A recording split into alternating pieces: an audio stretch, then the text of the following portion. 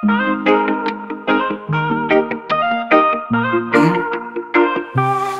nga naglingkod, sulayusab nga mutindog.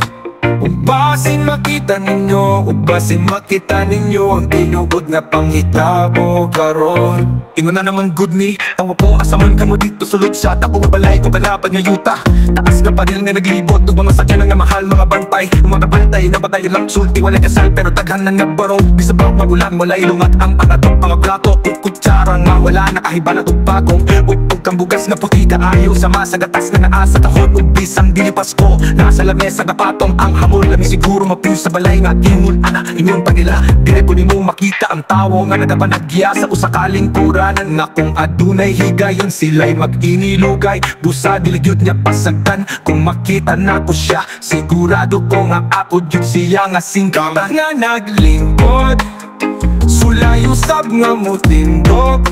Ubasin makita ninyo, ubasin makita ninyo ang tinugod na panghitabo karon.